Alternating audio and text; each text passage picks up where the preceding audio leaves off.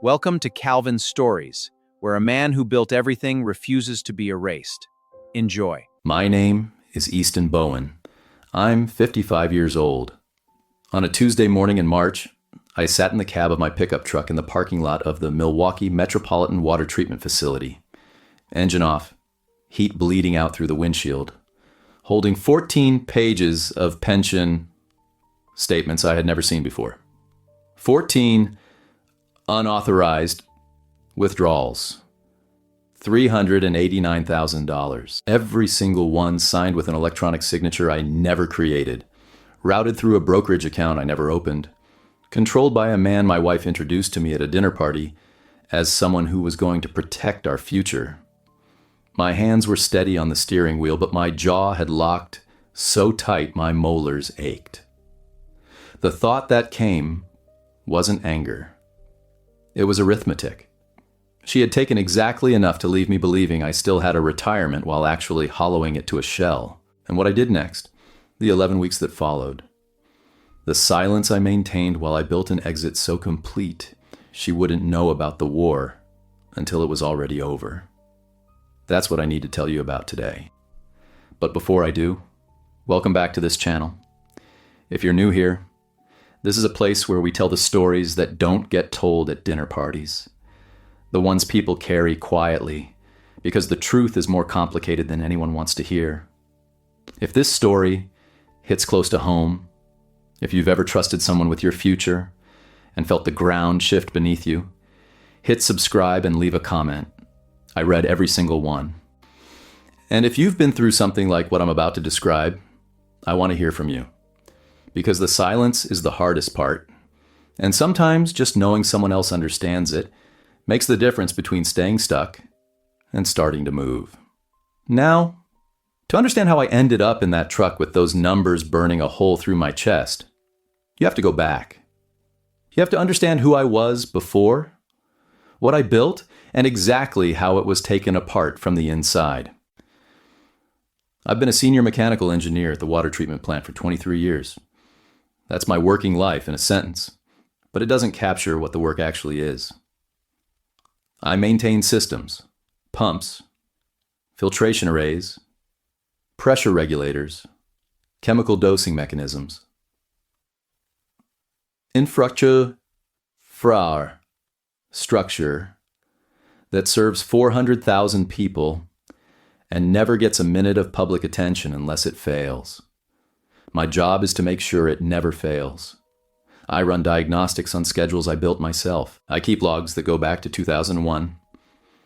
I replaced a bearing assembly once at 2 a.m. during a January cold snap because the vibration readings were 0.3 above threshold, and I didn't like what that number meant for the coupling downstream.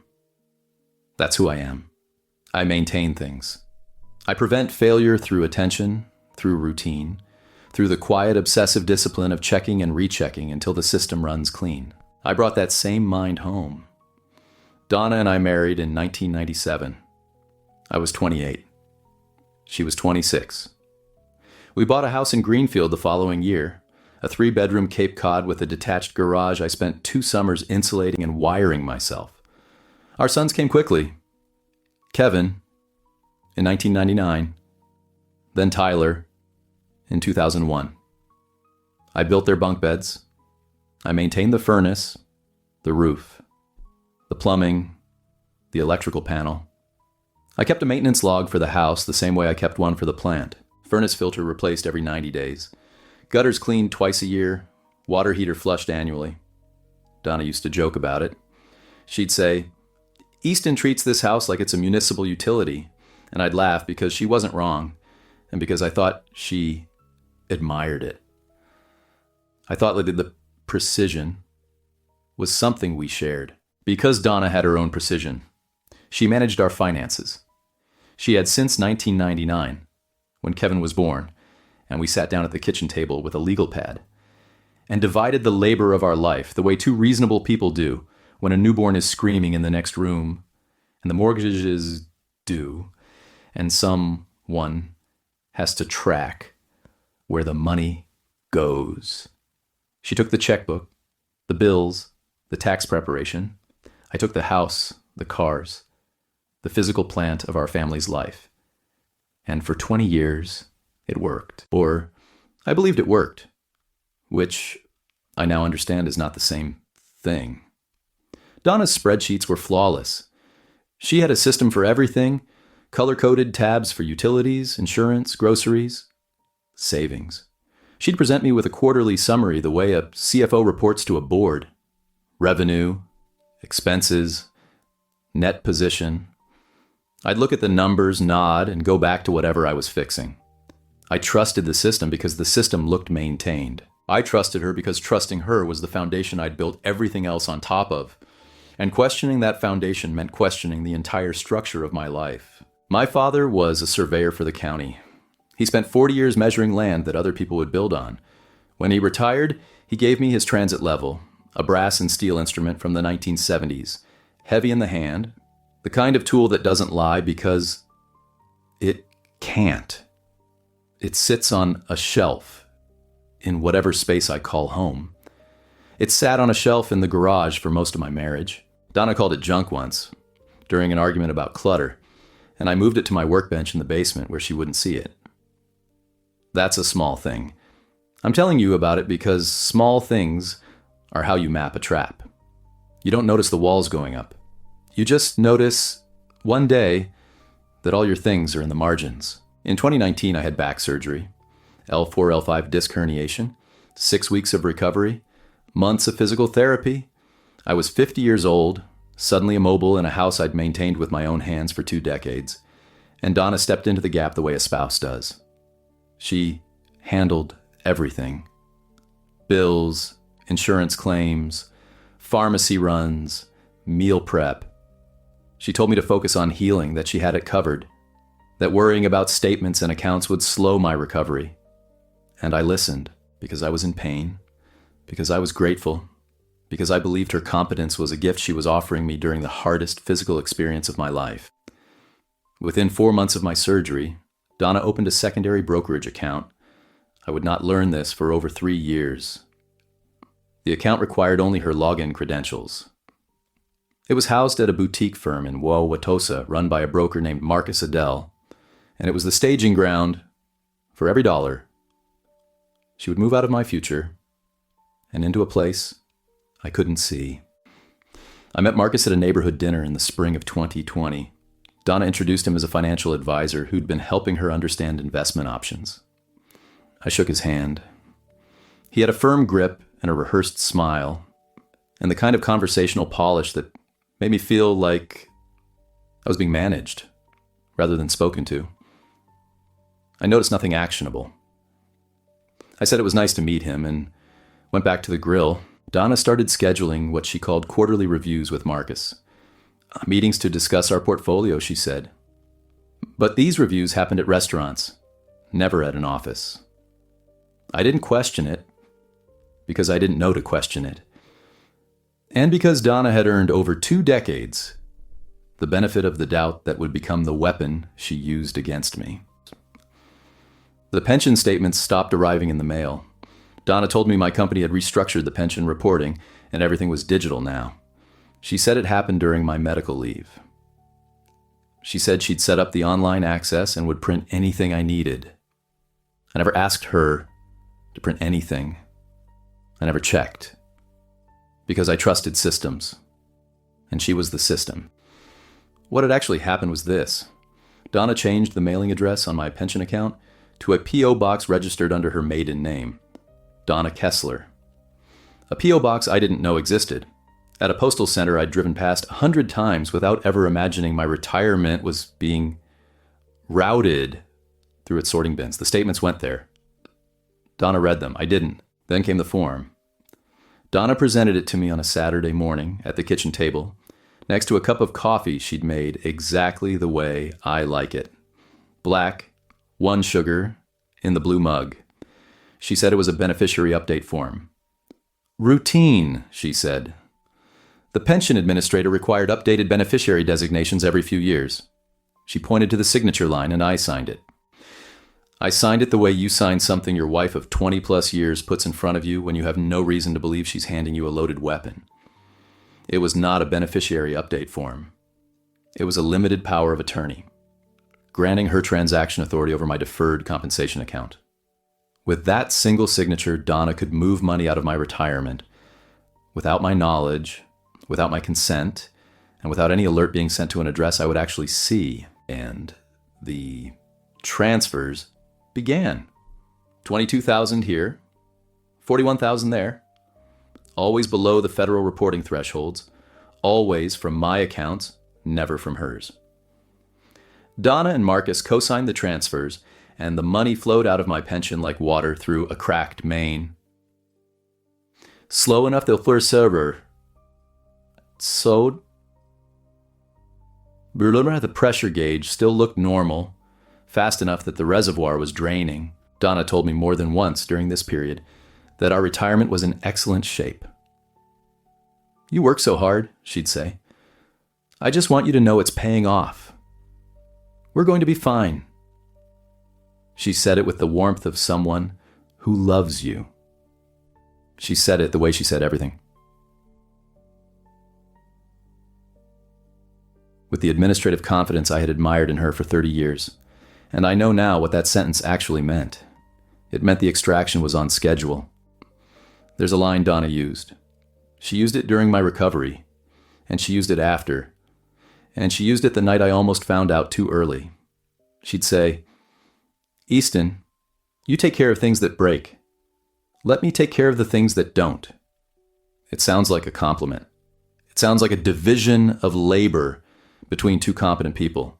But what it actually was, what I hear now when I replay it in my mind, is a gate. A locked gate with a sign on it that said, "Do not enter. This is handled. You are not needed here." She built a wall around every financial account we had and told me the wall was love, and I believed her because I wanted to. Because the alternative was unthinkable. I want you to understand something. I was not a fool. I was an engineer who trusted his wife the same way he trusted a calibrated instrument. Because she had been reliable for 20 years.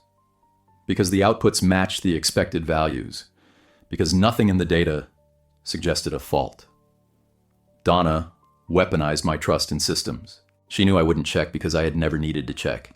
And she used that pattern the way a locksmith uses a key, with precision, with knowledge of the mechanism, and with complete confidence that the door would open. Marcus gifted Donna a weekend at a resort in Lake Geneva.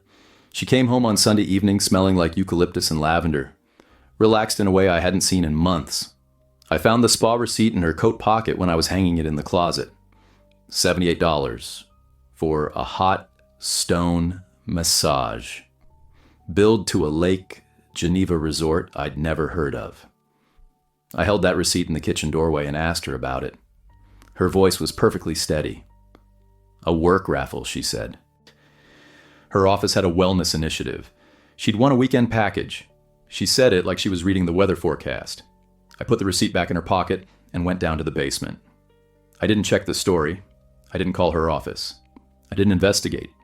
Because I was not yet the man who investigates.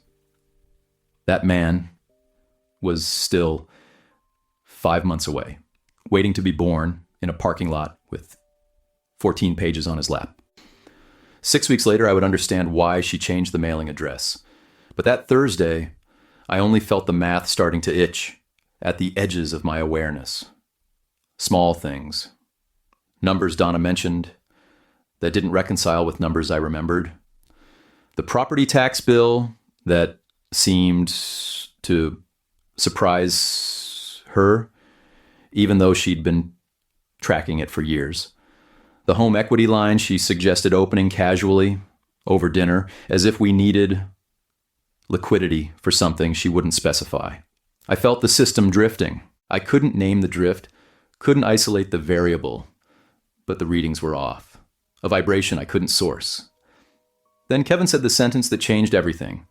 My older son, 24 years old, working as a paralegal in Brookfield. We were standing in the dryer. Chala dry. After a Sunday dinner. And he mentioned, with the casualness of a person who has no idea they're detonating a bomb, that Mom had asked him to notarize a document. For Dad's retirement rollover, she told him.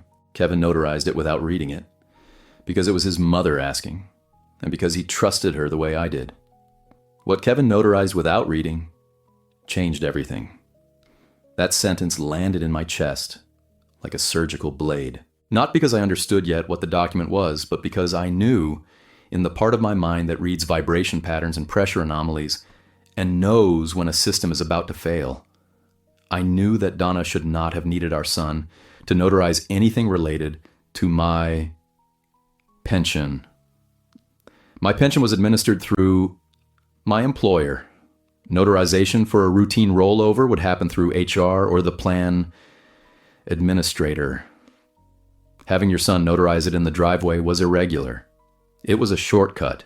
It was a seam in the surface of the story. And once I saw it, I couldn't unsee it. The engineering mind activated. Not the emotional mind. Not the husband mind. The diagnostic mind. The mind that says, the readings are anomalous. Locate the fault. Follow the system back to the source. I went to my desk at the plant the following Monday. I logged into the internal HR portal using my employee ID, a channel Donna never anticipated because she believed I had stopped caring about numbers, because she believed her own narrative about me, that I was the man who fixed things that broke and left the rest alone. I submitted a request for duplicate pension statements, all available quarters, mailed directly to my work address at the treatment facility. The statements arrived 9 days later in a manila envelope with the pension administrator's logo in the corner. I opened them in my truck during lunch. The parking lot was half empty. A March wind rocked the cab. I read 14 pages, and the pages showed 14 unauthorized withdrawals, totaling $389,000 over 38 months. Each one signed with an electronic signature I never created. Each one routed to a brokerage account at Marcus Adele's firm in Wauwatosa. I sat in my truck in the plant parking lot for 40 minutes staring at those numbers. The thought that came wasn't anger. It was arithmetic. I calculated that for every year of our marriage, she had removed $14,407 from my future. And the sickest part was that she had budgeted my betrayal with the same spreadsheet precision I had admired in her for 3 decades. The same color-coded tabs. The same quarterly cadence. The same administrative competence I had praised her for at dinner parties, while she was dismantling my retirement one transfer at a time. I folded the statements. I put them in my work bag under a technical manual for a pump coupling I was specifying. And I drove home, walked through the door, kissed Donna on the forehead, and sat down to the dinner she'd made. Chicken and wild rice soup. The same recipe she'd been making since 1998. I ate every bite. I complimented the seasoning. I asked about her day, and I did not say a single word about what I'd found.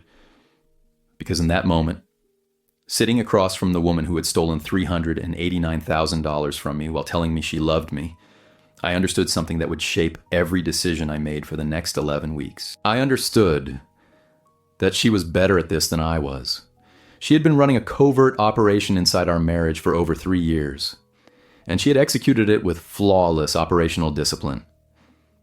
If I confronted her now, emotional, unprepared, holding nothing but duplicate statements, she would deny, deflect, destroy evidence, and reposition. She would cry. She would say Marcus had made a mistake. She would say the signatures were a banking error. She would call me paranoid, tell the boys I was having a breakdown after the surgery, and within 48 hours the narrative would be hers, and I would be the unstable husband making accusations he couldn't prove. So, I made a different decision, not a dramatic one. Not a decision announced with a slammed door or a shouted accusation. Just a shift inside my chest, the way a valve closes. Quietly, completely, and with irreversible mechanical precision. I would not confront Donna. I would not warn her.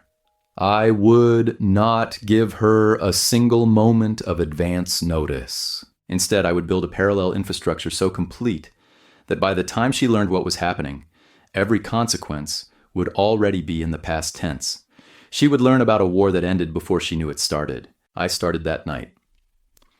After Donna went to bed, I sat in the basement with a legal pad, the same kind of legal pad we'd used at our kitchen table in 1999 to divide the labor of our life.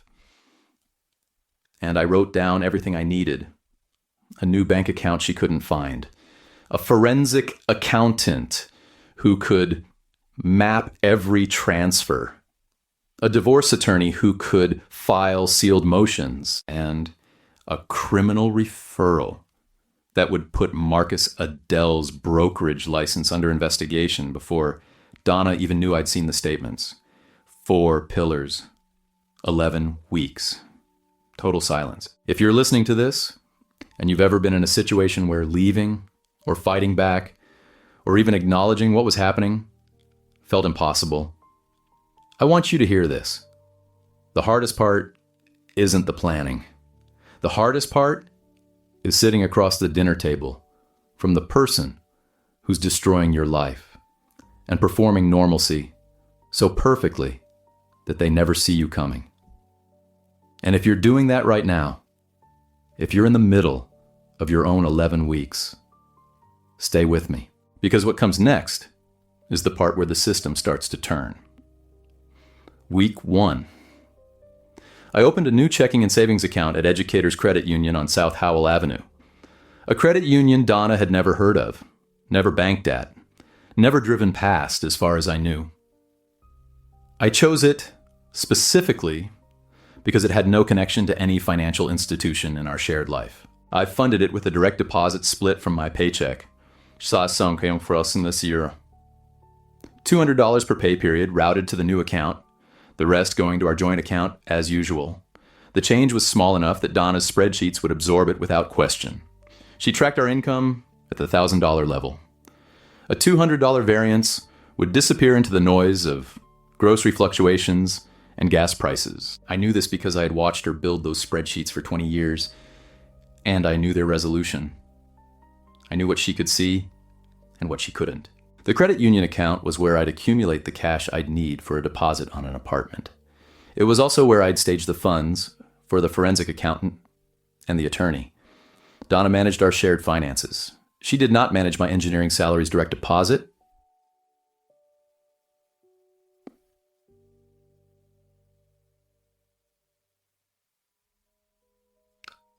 Went through my employer's HR system, the same system I'd used to request the duplicate statements.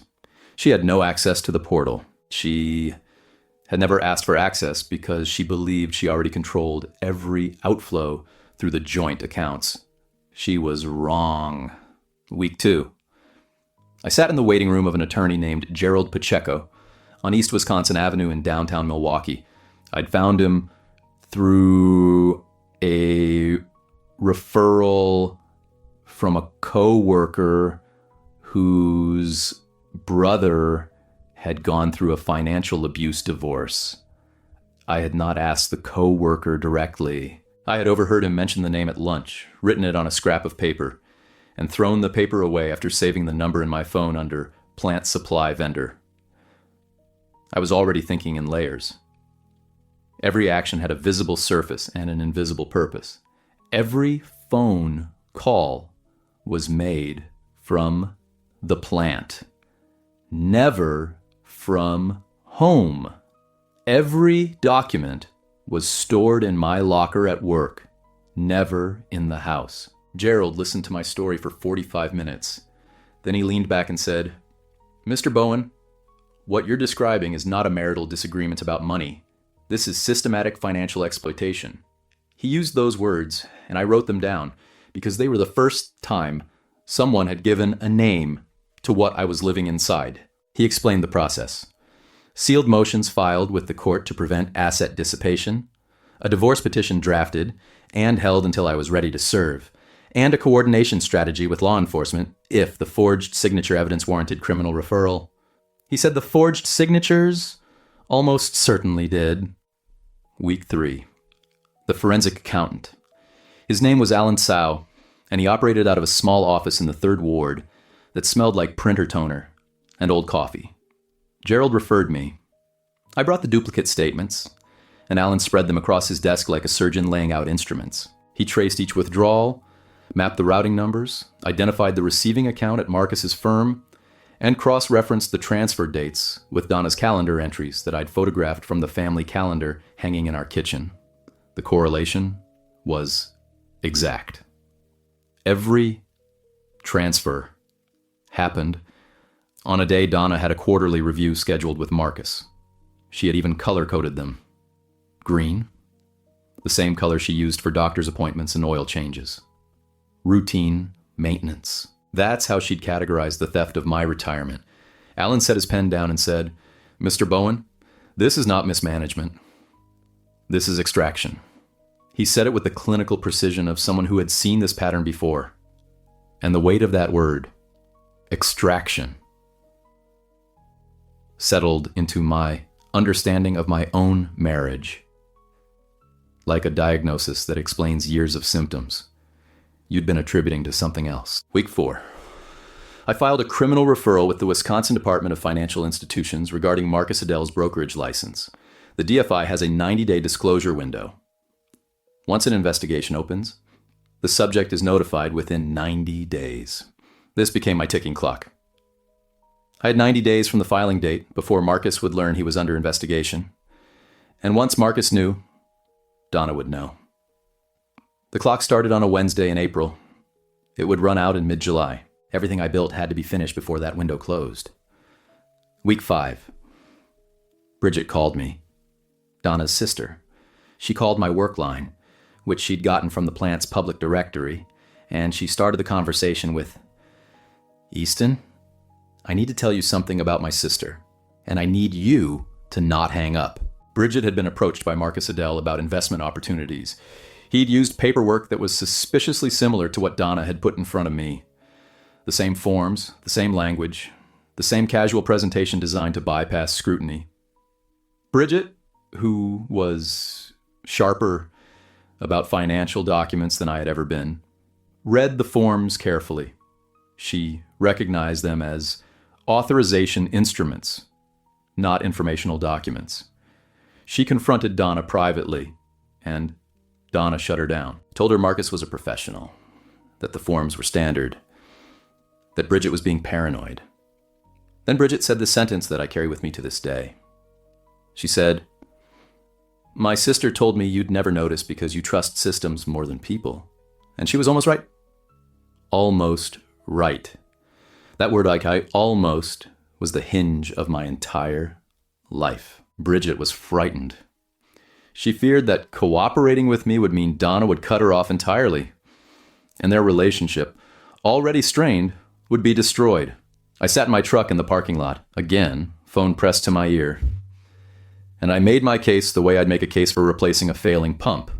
With data, with consequence modeling, with a clear description of what happens if we do nothing versus what happens if we act. I told Bridget about the $389,000. I told her about the forged signatures. I told her about the DFI investigation and the 90-day clock.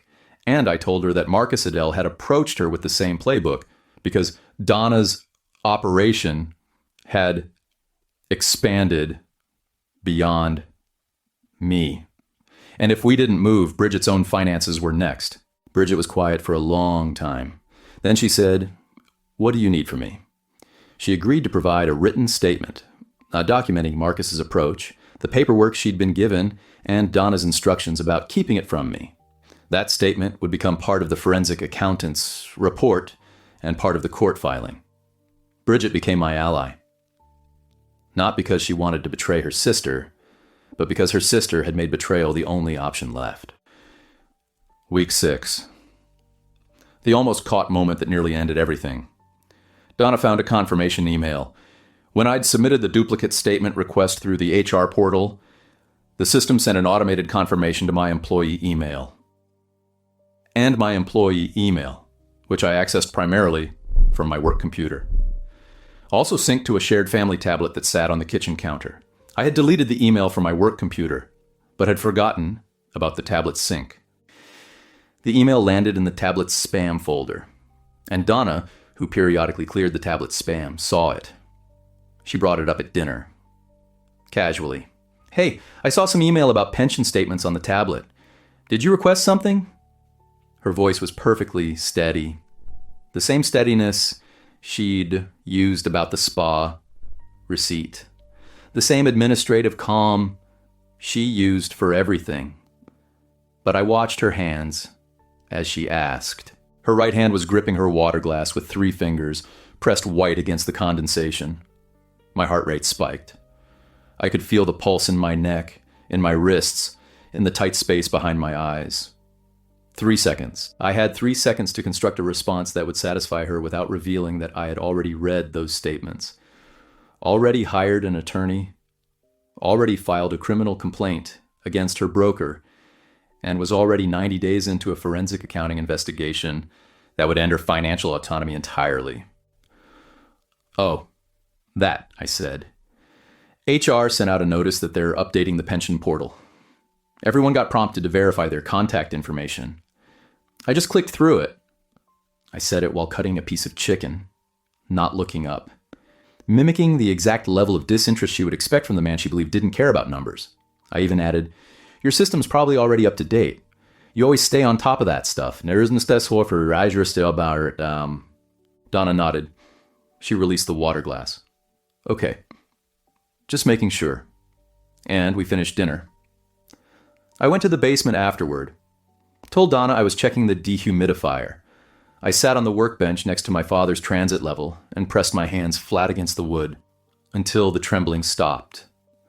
The dehumidifier hummed. The house above me creaked with the sounds of Donna moving through the kitchen, loading the dishwasher, the pattern of a normal evening, in a house that was no longer normal and hadn't been for years. I removed the tablet from the email sync that night while Donna slept. I told her the next morning that I'd noticed the tablet was running slow and had cleaned up some apps and settings. She said thanks. Week 7 and 8. The apartment. I found a 1-bedroom in Bayview, second floor of a converted duplex on a tree-lined street 3 miles from Lake Michigan. The landlord was a retired electrician named Paul, who asked for first and last month's rent and didn't require a credit check because I was paying cash. I signed the lease on a Wednesday afternoon while Donna thought I was at a training seminar at the plant. The rent was $850 a month. I paid with a cashier's check from the credit union account. The first time I stood in that empty apartment, key in my hand, door closed behind me, I did something I hadn't done in years. I breathed. Not the shallow, monitored breathing of a man who lives inside a system that's watching him. A real breath.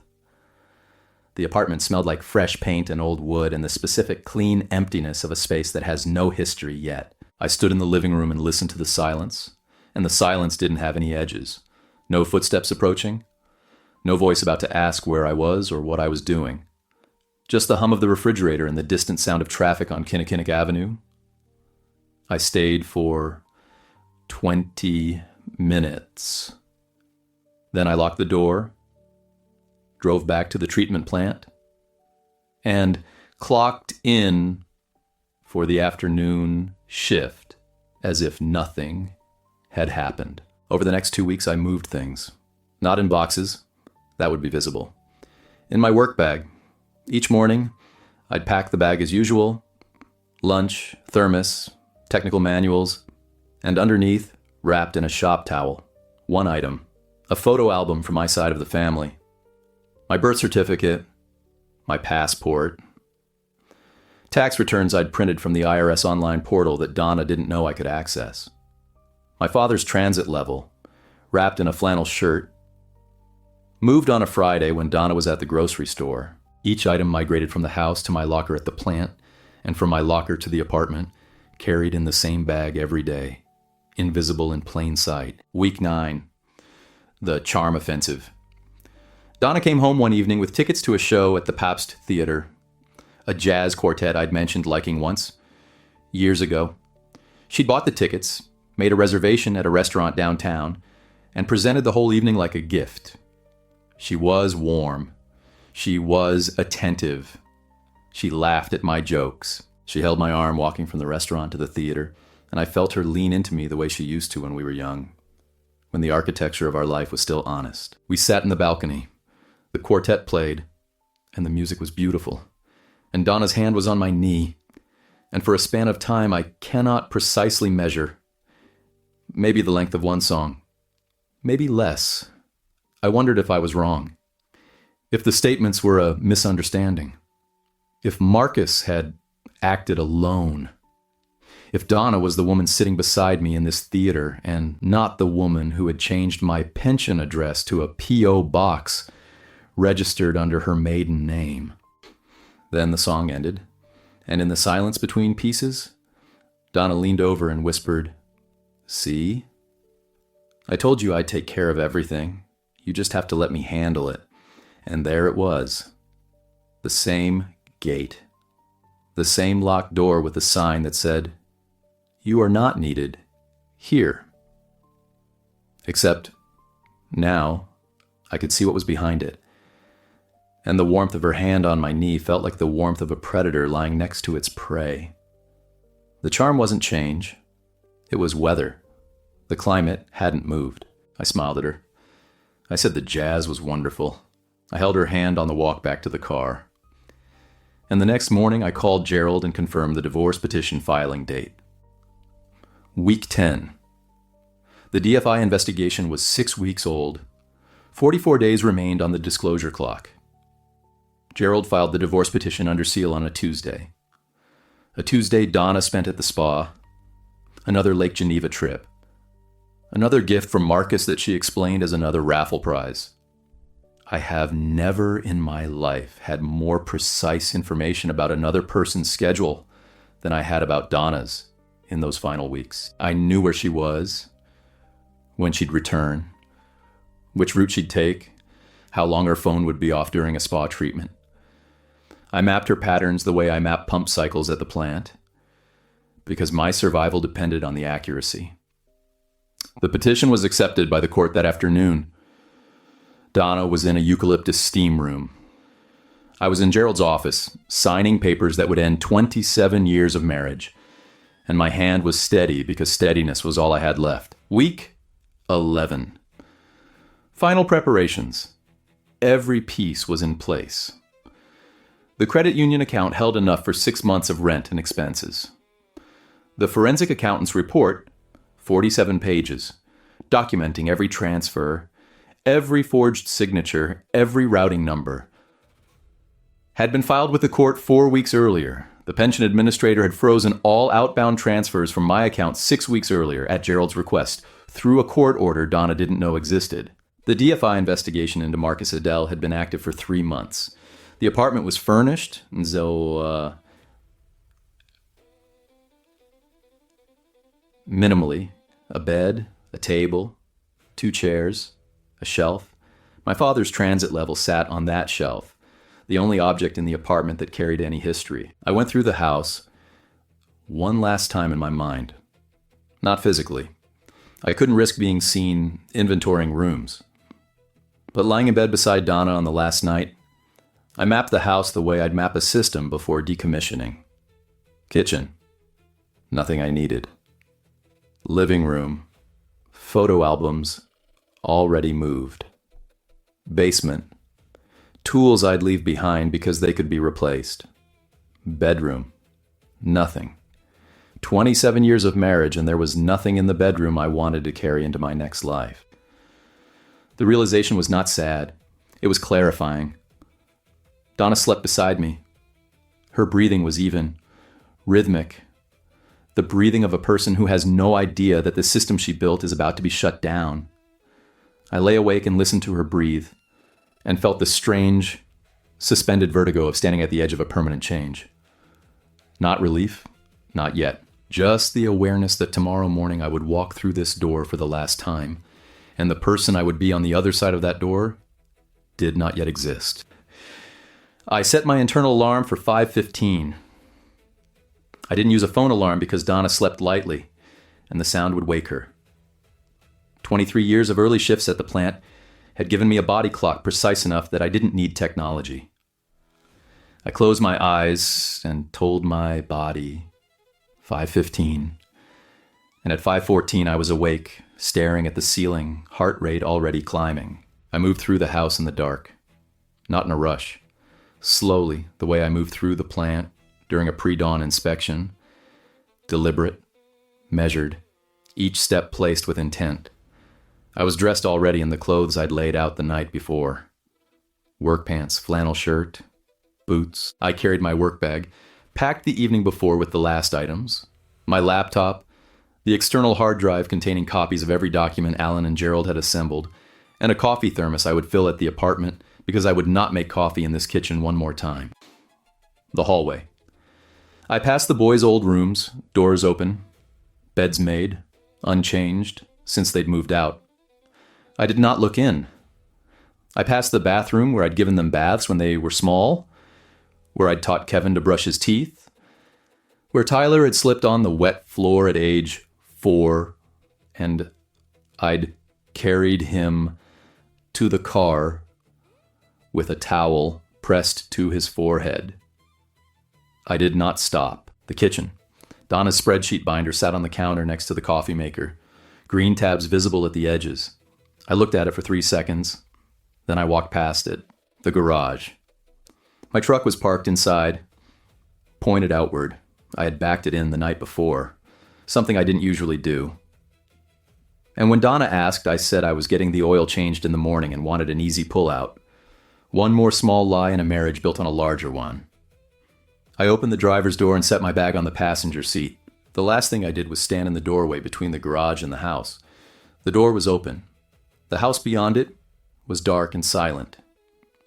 I could hear the furnace cycling, a sound I'd listened to for 26 years, a sound I'd maintained and repaired and tuned until it ran like an instrument. I pulled the door closed. The latch clicked, and I stood in the garage and felt the weight of that click travel through my hand and up my arm and settle in the center of my chest, where it sat like a stone dropped into still water, and the ripples went outward and outward, and I let them. I drove. Kinnickinnick Avenue was empty at 5:30 in the morning. The streetlights cast orange pools on wet pavement. I drove south through Bayview, past the coffee shop I'd start going to, past the hardware store where I'd bought the shelf brackets, past the elementary school that had nothing to do with my life but existed in my new neighborhood and therefore belonged to my new geography. I drove slowly. I was not fleeing. I was arriving. The apartment building was dark except for the porch light. I parked on the street. I walked up the exterior stairs carrying my bag. I unlocked the door with the key I'd been carrying in my pocket for 3 weeks. A key that had pressed against my thigh. Through every dinner, every conversation, every moment of performed normalcy. A key to a door no one else knew about. I stepped inside. I closed the door. I turned the deadbolt. The sound of the deadbolt engaging was the most complete sound I have ever heard. It was the sound of a perimeter secured. The sound of a system coming online. The sound of something beginning that had no one's permission but mine. I stood in the dark. The apartment smelled like paint and wood, and the cold that gathers in rooms no one has slept in. I set my bag down on the kitchen counter. I didn't turn on the lights. I stood in my living room, in the dark, in the silence, and I listened. And here is what I heard. Nothing. No footsteps in the hallway, no voice from the next room asking where I was. No spreadsheet binder being opened, no quarterly review being scheduled, no steady voice telling me to let her handle it, no gate, no locked door, no sign that said I was not needed. Just the hum of the refrigerator, the tick of the baseboard heater expanding, the sound of my own breathing in a space that was mine, that I had chosen, that I had paid for with money she didn't know I had, in an account she didn't know existed, at a credit union she had never heard of. My infrastructure, my system, my maintenance schedule now. I stood there until the light came through the east-facing window. Dawn in Bayview. March. The light was thin and gray-blue, and it fell across the floor in a long rectangle and touched the edge of the shelf where my father's transit level sat. And the brass caught the light, and the instrument glowed the way it does, with the warm, factual light of a tool that measures what is real. I sat down on the floor. Not because I was weak, because my legs decided, without consulting me, that they were finished carrying the weight. My back against the wall, my hands on my knees, and the shaking began. Not dramatic shaking, not a breakdown. Just my body releasing the tension of 11 weeks of living two lives simultaneously, of performing normalcy at a dinner table where I knew every bite was seasoned with betrayal, of smiling at a woman who had calculated the value of my trust at $14,407 per year and decided it was a price worth paying. My hands shook, my jaw unlocked for the first time in weeks, and the ache in my molars eased, and I opened my mouth and breathed a breath that came from somewhere below my lungs, somewhere I'd been holding closed for so long. I'd forgotten it was there. I don't know how long I sat on that floor. Long enough for the light to move from the shelf to the wall. Long enough for the shaking to subside into stillness. Long enough that when I finally stood and walked to the kitchen and filled the coffee maker with water and measured the grounds and pressed the button, the machine's small hiss and gurgle sounded like a conversation between two friends. And I realized I was smiling at a coffee maker because it was mine, and no one would ever tell me to let them handle it. I poured the first cup. Black. 1 sugar. Not in the blue mug. I didn't have it. In a plain white mug I'd bought at a thrift store on Oklahoma Avenue for $1.50. And for the first time in decades, I poured coffee without checking whether anyone else needed a cup first. At 7:45 that morning, Donna sent her first text. "Hey, where are you? Car's gone." Casual. Informational. The tone of a person who expects a simple answer because the system is functioning normally. I did not respond. At 8:20, the second text. "Easton? Did you leave early for work?" I did not respond. At 9:15, a call. I watched it ring. Her name on the screen. I let it go to voicemail. She didn't leave one. At 10 o'clock, another call. This time, she left a message. "Easton, I don't know what's going on. Can you please call me back? I'm starting to worry." The worry in her voice was calibrated, not frantic, just enough concern to seem natural.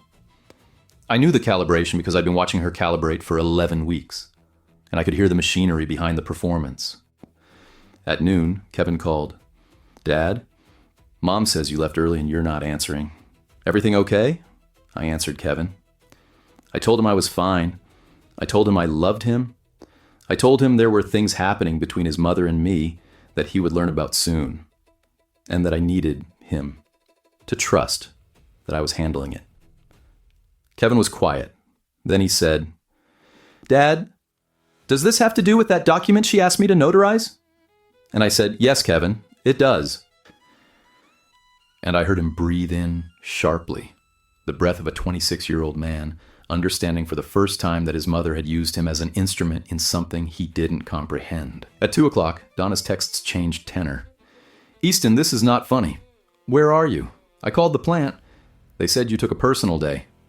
Then, 14 minutes later, "If you don't call me back in 1 hour, I'm calling the police." The progression was textbook. I'd watched it predicted. In Gerald's office, he'd said, almost word for word, "She'll go from casual to concerned, to threatening within 6 hours." He was off by 40 minutes. I did not respond. At 3:30, Donna called Bridget. I know this because Bridget called me immediately afterward. "She's panicking," Bridget said. "She asked me if I knew where you were. She asked if you'd said anything to me about leaving." "Easton." Her voice was shaking. I asked Bridget if Donna had mentioned Marcus. Bridget was quiet for a beat. "No," she said. "She didn't mention him at all." Of course she didn't. The one person she would never mention to anyone looking for answers was the person at the center of the answers. At 5 o'clock, Gerald served the divorce papers. A process server knocked on the front door of the house in Greenfield. the house I'd insulated and wired and maintained for 26 years, and handed Donna an envelope containing the petition, the financial disclosure requirements, and a cover letter from Gerald's office that referenced, in precise legal language, the forensic accounting report already filed with the court, the frozen pension accounts, the sealed motions preventing asset dissipation, and the ongoing DFI investigation into Marcus Adele's brokerage activities. I was not there for Donna's face when she read it. I was in my apartment, sitting at my kitchen table, eating a sandwich I'd made myself with bread and turkey and mustard from a grocery store 2 blocks away. I'd walked there. I'd chosen the bread. I'd chosen the turkey. I'd chosen the mustard. These are not interesting choices to anyone who makes them freely. They were extraordinary to me because I'd made them alone, without consultation, without permission, without the awareness that someone was monitoring my selections and filing them in a spreadsheet. In the days that followed, Donna's attempts to reach me escalated along the exact trajectory Gerald had predicted. The texts moved from confusion to anger to bargaining to a kind of desperate reasoning that read like someone trying to debug a system that no longer responded to their inputs. Easton, whatever you think happened, you're wrong. I can explain everything if you'll just sit down with me. Marcus is a professional. This is a misunderstanding. You're going to destroy this family over a paperwork error. I've given you 27 years. You owe me a conversation. Each message arrived on a phone I checked once a day, in the evening, sitting in my apartment with the deadbolt engaged and the windows dark. Each message I read with the detachment of an engineer, reading a fault log on a system he no longer maintains. The messages were data. They told me Donna's state, her strategy, her narrative position. They did not make me want to respond because the person sending them was not speaking to me. She was speaking to the version of me she had controlled, the version who didn't check statements, who signed what was put in front of him, who let her handle it. That version had been decommissioned. She was sending messages to a disconnected line. Donna tried the boys next. She told Kevin and Tyler that I was having some kind of crisis, that the back surgery had affected me more than anyone realized, that I was making irrational decisions based on paranoid misinterpretations of routine financial documents. She told them Marcus Adele was a respected financial advisor who had done nothing but help their family. She told them to talk to me, to bring me home, to make me see reason. Kevin called me. He said, "Dad, Mom's telling us you've lost it. Tyler's freaked out. What's the truth?" And I told him the truth. I told him about the P.O. box registered under Donna's maiden name. I told him about the limited power of attorney he'd unwittingly notarized. I told him about the Förderadra Jeremiah Sira Bernadero. 13 unauthorized withdrawals and the $389,000 and the electronic signatures I never created. I told him about the forensic accountant's report, and I offered to let him read it. Kevin was silent for a long time. Then he said, "Mom told me it was a beneficiary form." "I know," I said. She told me the same thing. Kevin came to the apartment the following Saturday. He walked through the rooms slowly, looking at the sparse furniture, the shelf with the transit level, the kitchen where I'd taped the forensic accountant's summary to the inside of a cabinet door. Not because I needed to see it, but because I needed to know it was there. Physical and real, and not something I'd imagined in a moment of paranoia. He sat at my table and read the report. All 47 pages. He's a paralegal. He reads documents for a living. When he finished, he put the pages down and stared at the table and said, "She used my notary stamp." Not a question. A statement. The weight of it pressed his shoulders forward. I put my hand on his arm and said, "She used all of us, Kevin. Every tool we gave her out of love, she used." Tyler took longer. He wanted to believe there was a middle version of the truth, a version where Donna made mistakes but wasn't predatory. He visited Donna. He visited me. He read the documents. It took him 3 weeks to arrive at the same place Kevin reached in an afternoon. And I didn't rush him, because arriving at the truth about your mother is a journey no one should have to speed through. Marcus Adele's world collapsed on a different timetable.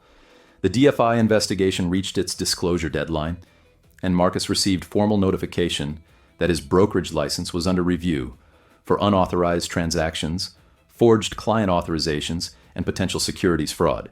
Gerald told me later that Marcus hired an attorney within 24 hours and immediately began cooperating with investigators, providing documentation of every transaction Donna had co-signed, every meeting they'd had, every instruction she'd given him. Marcus, it turned out, was the kind of man who runs when the system turns. And his cooperation meant that the evidentiary record against Donna grew thicker by the day, built not from my accusations, but from her own broker's attempt to save himself. In the courtroom, months later, I sat on a wooden bench and watched the judge read aloud from the forged authorization forms Donna had signed using my electronic signature. The judge read them methodically, the way you read a technical specification, clause by clause, date by date, amount by amount. Donna sat at the respondent's table with her attorney. Marcus stood at the back of the courtroom, already cooperating with prosecutors, his presence a physical reminder that the extraction operation had a second architect who was now testifying against the first. I watched Donna's face as the judge read. I watched the moment she understood that every piece of paper in that courtroom folder had been assembled while she slept beside me, while she made me soup, while she held my arm at the Pabst Theater, while she told me to let her handle it. I watched her face collapse. Not dramatically, not cinematically, but the way a structure collapses when the load-bearing element is removed. The competence drained out of her expression. The administrative control that had defined her face for as long as I'd known her dissolved into something raw and unrecognizable. Her hands trembled against the table edge the same way they'd trembled against the water glass the night she asked me about the pension email. And I realized that was the last time she had been afraid. And she should have stayed afraid, because the thing she feared had already happened, and she'd just been too confident in her own system to recognize it.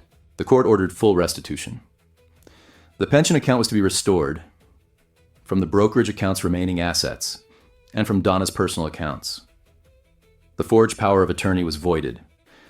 The court also referred the matter for criminal prosecution, and while I do not know the final outcome of that process as of today, I know that Marcus Adele surrendered his brokerage license voluntarily, and I know that Donna was named in the DFI complaint as a co-conspirator in the unauthorized transactions. At the family barbecue, before any of this became public, Donna had introduced Marcus to Kevin and Tyler as the man who saved our retirement.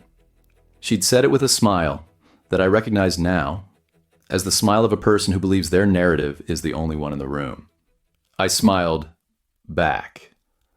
I said nothing, and I excused myself to the garage where I photographed Marcus's license plate for the third time.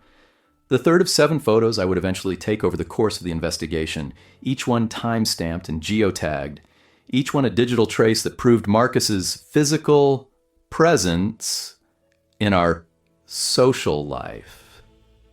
At our home, standing in our backyard drinking beer while his brokerage account held my stolen retirement. That license plate photo sits in a folder on the hard drive that now lives in my apartment.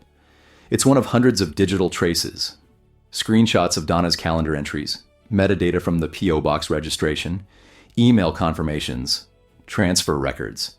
The folder is my archive, not for vengeance, for protection. Because the lesson I learned is that the person who controls the narrative controls the outcome, and I will never again be the person whose narrative is written by someone else. 3 months have passed since the court hearing. I live in the apartment in Bayview. The walls are painted a color the landlord called eggshell, that I'd call clean. I have a bed, a couch I bought from a neighbor moving to Colorado, a kitchen table, 2 chairs, a bookshelf with engineering manuals, and 3 novels I'm reading for the first time in years. and a shelf in the living room where my father's transit level catches the morning light, the way it did on the first morning when I sat on the floor and let my body shake. I wake up at 5:15, not because I set an alarm, because 23 years of early shifts gave me a body clock that won't turn off, and I've stopped trying to fix it because I like the quiet of early morning in a space that's mine. I make coffee black. Sugar in the white mug from the thrift store, which has a chip on the rim now that I think about every morning and find, for reasons I can't fully articulate, comforting. It's a mug with a history that belongs to me. I eat breakfast at my table by the window. I watch the street below. Joggers, dog walkers. The woman from the first floor who grows tomatoes in containers on the shared porch. I drive to work. I maintain systems. I come home. I cook dinner. Simple things, but things I choose in quantities that serve one person on a schedule that answers to no one. I am learning, at 55 years old, the rhythms of a life that runs on my own maintenance schedule. Kevin comes for dinner on Thursdays. He brings Thai food from a place on Lincoln Avenue, and we eat at my table and talk about his work, about the Brewers, about the documentary he's watching, about nothing that carries the weight of what we've been through. Tyler comes less often, but calls more. He's processing. He'll arrive at his own understanding in his own time, and I will be here when he does, at this table, with this coffee, in this apartment that smells like paint and wood, and the slow accumulation of a life being rebuilt. Donna lives in the house in Greenfield. The court's financial orders have constrained her access to assets, while restitution proceedings continue. I do not know what her daily life looks like. I do not monitor her the way she monitored me, because the difference between us is that I never wanted control. I wanted partnership. And when I discovered that partnership was a performance, I wanted freedom. I think about the transit level often. My father used it to measure land, to verify that what appeared level was actually level, that what appeared straight was actually straight. He used it because he understood that the eye lies, that the surface deceives, and that the only way to know the truth about a thing is to measure it with an instrument that has no loyalty to any particular outcome. I didn't have an instrument. I had trust. And trust, I learned, is not an instrument. Trust is a relationship. And like all relationships, it can be weaponized by anyone willing to do the work. I used to believe that taking care of things that break was enough. That if I maintained the house and the cars and the furnace and the water treatment systems, the other systems, the financial ones, the emotional ones, the ones Donna managed behind the locked gate, would maintain themselves. I was wrong. Every system requires verification, not because the people running them are dishonest, but because any system that operates without oversight becomes an opportunity, and opportunity, left unaudited, will eventually be exploited by whoever has access. I'm not angry anymore. I was angry for about 3 weeks. The kind of anger that sits in your chest like a hot stone and radiates outward until your whole body aches with it. Then the anger cooled into something more useful. Clarity. I see the architecture of what happened with the same precision I bring to a pump schematic. I see where the failure points were. I see where I could have inserted a check valve, a redundancy, a verification loop, and I see that the failure was not mine alone. It was collaborative. A system designed by two people, one of whom exploited the design. If someone has been handling your money and your future and telling you not to worry, worry. Not because trust is wrong, but because trust without verification is just a longer word for surrender. If someone in your life has built a gate around any part of your shared existence and told you the gate is love, look at what's behind it. You don't need to accuse. You don't need to confront. You just need to request a duplicate statement. One document. One channel they didn't anticipate. One measurement taken with an instrument that has no loyalty to the story you've been told. What would you have checked first? That's the story. One duplicate pension statement.